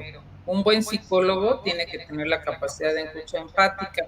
Y ya pensando en los jóvenes y en el bachillerato, como saldo de la pandemia, lo que, bueno, al menos yo he estado revisando en estudios y tal, es ese riesgo de abandono escolar, de rezago escolar de parte de los alumnos o de que se intensifiquen situaciones de índole socioemocional, sobre todo en las chicas, como les comento. Entonces ahí creo que es muy importante primero tener un acercamiento desde los orientadores, los tutores, pues para hacer esa búsqueda, ese conocimiento de cómo está la situación socioemocional que están enfrentando los jóvenes, cuáles son los ámbitos de problemática más importantes que están experimentando y ver qué tipo de acciones y proyectos conjuntos desde la institución se pueden realizar, ¿verdad? Creo que está bastante, miren, por un lado está bastante estudiado, pero hay que estudiarlo en un contexto concreto, con los alumnos concretos que tenemos. ¿Cuáles son los mayores factores de riesgo? Uno, lo socioeconómico, esa pérdida de poder adquisitivo y socioeconómico.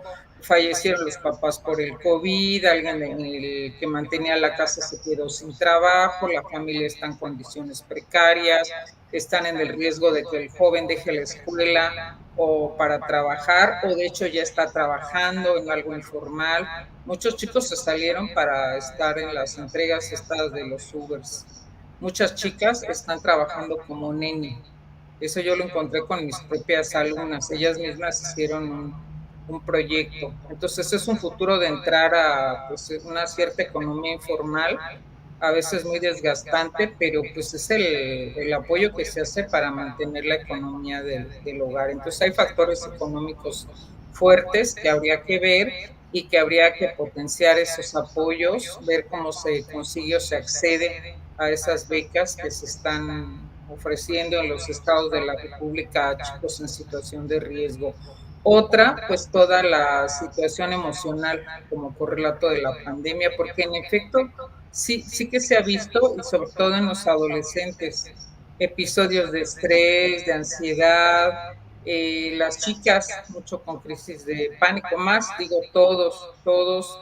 Se dice que también en algunos sectores se incrementó el consumo de sustancias, eso hay que verlo, prevenir si esas cuestiones se están dando, ver a quién se canaliza o cómo se hace una orientación en ese sentido, eso es muy importante, y ver cómo se fortalece o resuelve el tema del rezago educativo.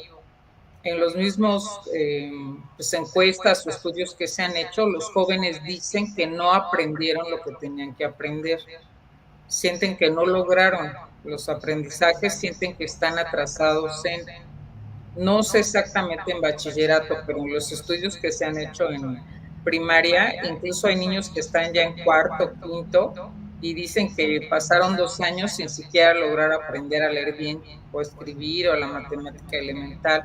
Entonces, ese es otro tema también que se tiene que identificar para buscar cómo apoyar esos aprendizajes, pero no para que ustedes quieran en un mes presionar a los chicos para que en un mes se aprendan lo que en 2 años no se consolidó, porque eso solo va a aumentar el estrés, la reprobación, la frustración, ¿verdad? Sino para programas más reeducativos, para acompañamiento con ellos. Y otro, pues fortalecer todas las áreas de interacción social con pues esas miradas que fíjense son muy bonitas, muy compatibles con la filosofía de su institución, eso que se llama el ocio humanista, ¿verdad? Esas actividades de aprendizaje a través del juego, de recreación, de actividades que son muy lúdicas, muy recreativas, pero que le generan a la persona muchos aprendizajes.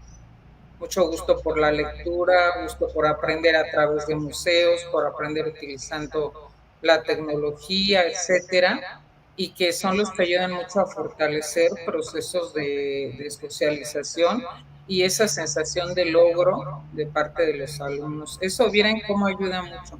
Incluso hay algunos proyectos que se han hecho de ludotecas o de actividades. Nosotros teníamos uno que se suspendió en pandemia que le llamábamos Viernes de Comunidad, con jóvenes con discapacidad intelectual. La verdad, ahí es donde yo veía que los chicos se disparaban en la autoestima y en el aprendizaje.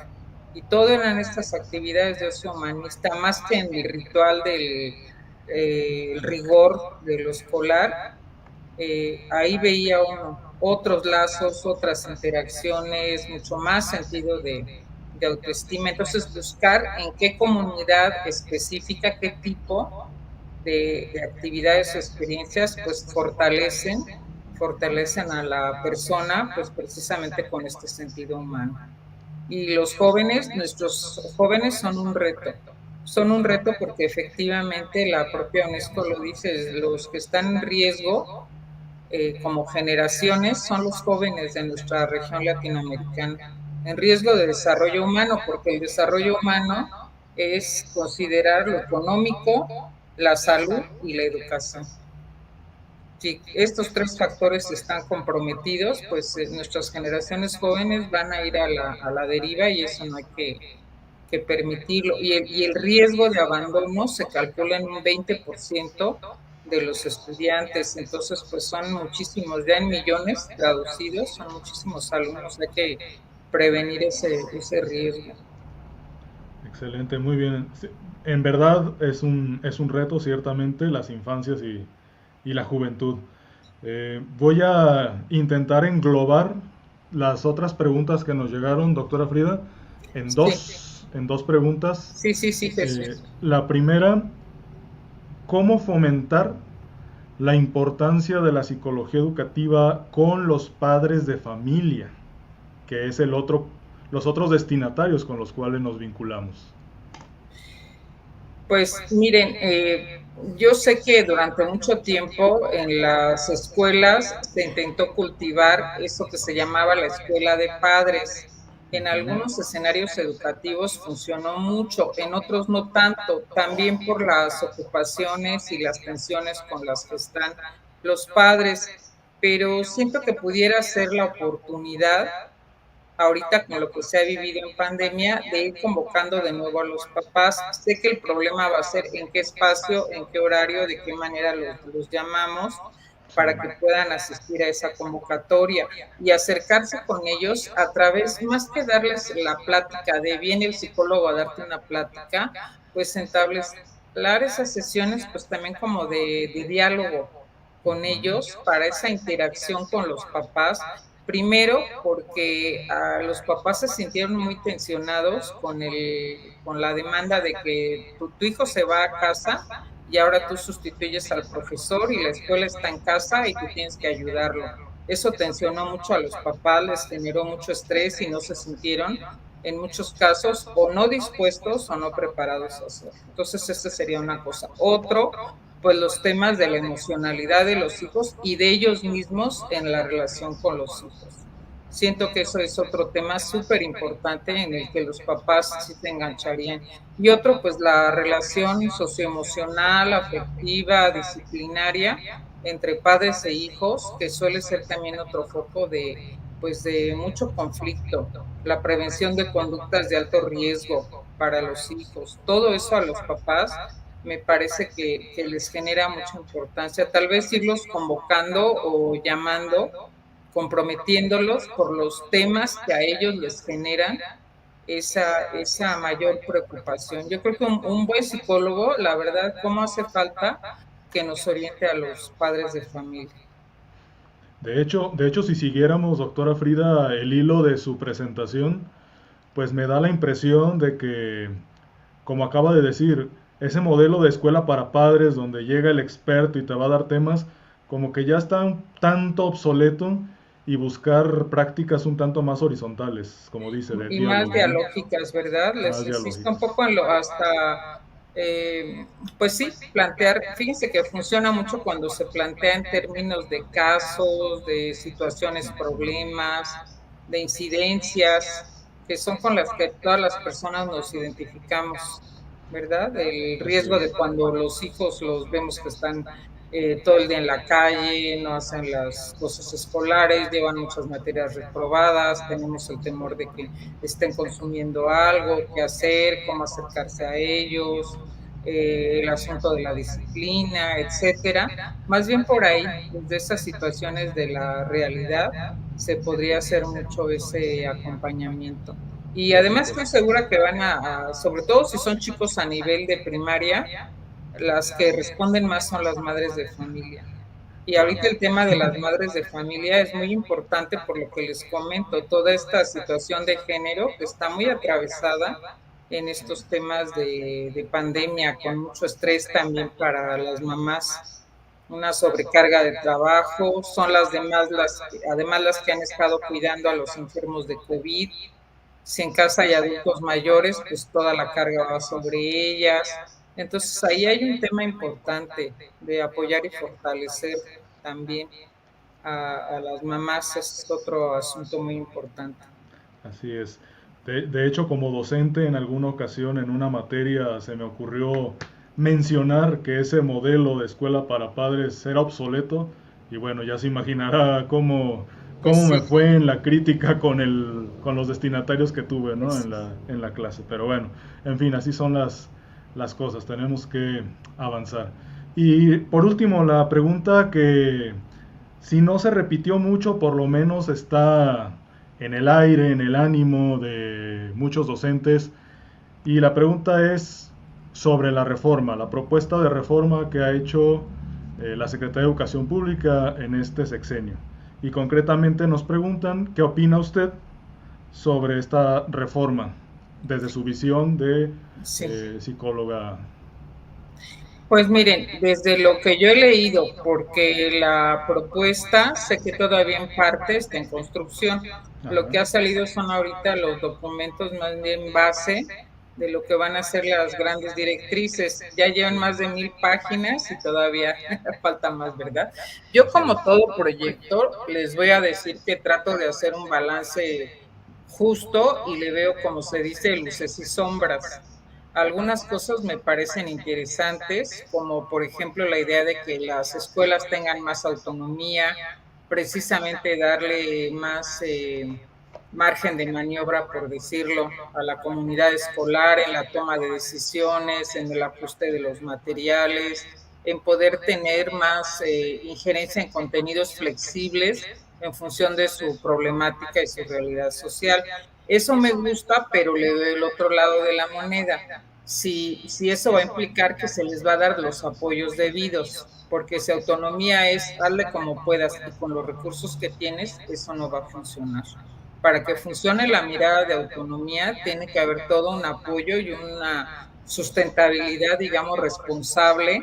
Por lo que comentábamos, nuestras escuelas tienen muy desiguales recursos, apoyos, capital cultural y humano.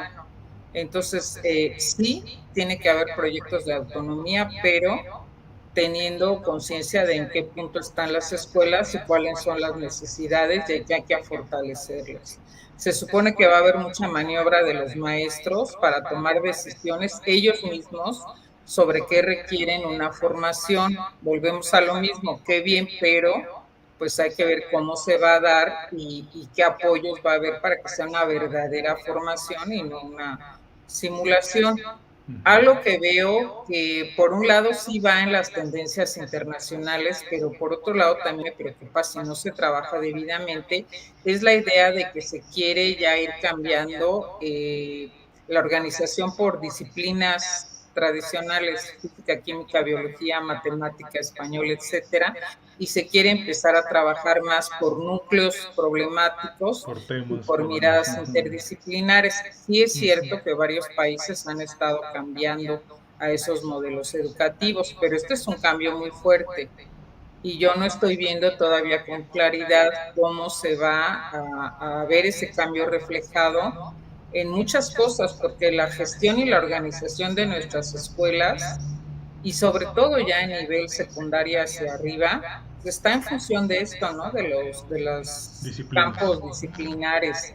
La formación de nosotros como docentes también está en función de esto. Soy maestro de geografía Por ejemplo, tengo 20 años dando geografía y ahora voy a estar en proyectos STEAM multidisciplinares, a ver qué formación o de qué manera voy a poder articularme y trabajar con otros maestros para que esto funcione y no entremos en una situación de conflicto, ¿verdad? Sí. Siento que no está bien delineado todavía, espero que se logre delinear porque si no sería un gran problema. Bueno, dos cosas. Uno es el tema de las tecnologías. Las tecnologías nos dimos cuenta en pandemia que uno, no había, ¿verdad? El 43% de tanto de escuelas como de hogares muy carentes de tener acceso a tecnologías con los mínimos necesarios para que tengan la potencialidad que requerimos en las escuelas. Número uno, ¿se va a dotar de tecnología o no y dónde? Resulta que en muchas escuelas se dice, sí, hay aquí internet, pero cuando uno va a la escuela, eso me pasó en un proyecto que estuvimos trabajando de la UNAM, apoyando a la Secretaría de Educación en el DF, efectivamente sí había internet, pero en el área administrativa, no en las aulas. Y solo había un aula de medios que funcionaba regular, ¿verdad? Perdónenme que les diga, eso no resuelve el problema, ¿verdad? De entrada. Pero segundo, todavía peor aún, pues con lo que hubiera se usaba poco o se usaba de una manera muy tradicional. Esa idea de voy y me hago mi investigación, voy a hacer investigación en la red, pues era corto, pego, lo primero que me encontré y eso no es una investigación y los usos más interesantes no se daban. Entonces ahí yo veo un foco rojo que se tiene que atender. No podemos decir que el reto de la tecnología no está presente en nuestra sociedad porque estamos en una sociedad tecnologizada y las profesiones también van hacia allá y vamos a estarnos rezagando, sobre todo si en los contextos de más pobreza la gente se queda marginada. Las tecnologías son artefactos culturales y además ya están reconocidas con fines educativos como derecho humano a la educación. Eso me preocupa. Y lo otro que me preocupa, fíjense, es la educación inclusiva, pero en su sentido amplio actual, porque la educación inclusiva hoy en día se ve, sí, por un lado, la educación que permite el derecho a la educación de personas con discapacidades, así en plural. Correcto, sí. Pero también inclusión abarca pues a todos los colectivos humanos que en general terminan excluidos de la escuela, los niños migrantes, los niños de medios pobres, los niños que representan diversidad sexual, las niñas en muchos contextos, no en todos, porque hay contextos donde no hay tanto rezago por género, en otros un rezago muy grande. Pero entonces yo no veo claridad en los criterios de educación inclusiva y en el caso de las personas con discapacidades no vi una política adecuada dirigida a ellos. Fueron de los grupos humanos que más se marginaron de la educación en la pandemia. Desafortunadamente, Aprende en Casa no lograba atender a la población con discapacidades. El que de repente en los programas de televisión pusieran a alguien que daba la clase con lenguaje de señas, pues qué bien, ¿verdad? Pero eso no era suficiente. En otros países hay incluso ya una legislación y, por cierto, estrategias muy específicas que hay que aprender para generar inclusión. El diseño universal para el aprendizaje, las estrategias de lectura fácil, la planificación pensada en la persona. Esas son cosas que el psicólogo podría ser excelente para poder, como les digo, hacer diseños educativos, materiales, adaptar, hacer los ajustes necesarios, ¿no? En esa dirección. Las tecnologías asistivas están creciendo muchísimo y para muchas personas con discapacidades, niños, jóvenes y adultos, son la diferencia. Ahí también el psicólogo, tanto trabajando en escuela como en rehabilitación, como en adulto de tercera edad, sería la maravilla el psicólogo manejando esas tecnologías, que además tienden a ser ahora tecnologías que se desarrollan como apps que uno puede bajar a sus teléfonos o a sus equipos y con eso resolver muchos problemas de comunicación para personas sordas, para alguien que tiene un problema visual, motriz, etcétera. Esa sería otra área excelente también para perspectiva del psicólogo educativo, pero no veo que esté ni siquiera visualizada y más bien está dándose desde mi punto de vista, no lo sé, pero lo que yo veo es una cierta regresión a los modelos de educación especial de los años 90, como más bien de, ¿qué les diré? Ya no son de inclusión, son medio de integración o de regresar a la escuela especial.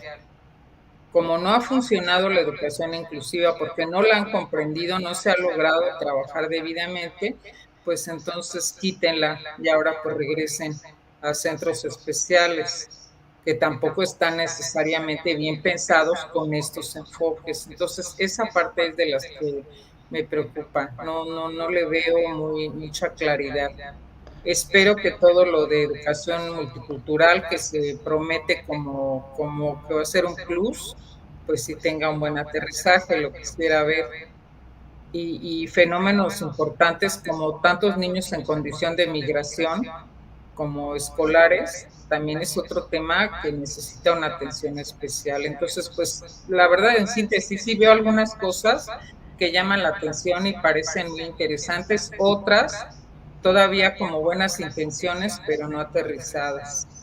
Entonces, Sí, pues quiero ver, y, ¿verdad? com- Quiero y ver como que dice, y como dice doctora, al ser un proyecto, pues todavía está en construcción, le hace falta sí, pulir ciertas cosas.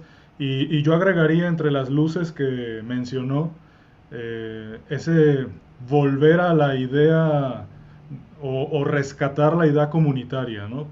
eso se me hace algo muy bonito, Ajá, sí. porque en las reformas anteriores sí se podía hablar de generar impacto, pero en esta como que se siente, se palpa con más fuerza ese concepto, esa idea. Y que pensando ahorita en el psicólogo que estamos hablando de él, bueno, al menos para nosotros en psicología educativa aquí en la UNAM, en el departamento que estoy yo, nos ha hecho pensar que tenemos que impulsar más la formación de nuestros alumnos precisamente en métodos de intervención e investigación comunitaria. Todas estas metodologías de investigación, acción, de aprendizaje, servicio en comunidad. A mí me gusta mucho también cómo trabajan Derek lo de la animación sociocultural, con esto que les comento de ocio humanista. Bueno, se me hace también algo precioso con mucho potencial para trabajar proyectos educativos incluso en las redes sociales, que ese es Sí, otro territorio que tenemos que colonizar los psicólogos educativos, ¿verdad? excelente. Claro que sí, doctora Frida. Bueno, pues damos cierre a este diálogo muy interesante, con aportaciones maravillosas, con una visión de los retos muy clara para el psicólogo educativo, la psicóloga educativa. Y permítanme dar lectura al reconocimiento que el Centro de Educación Superior ENO otorga a la doctora Frida Díaz Barriga.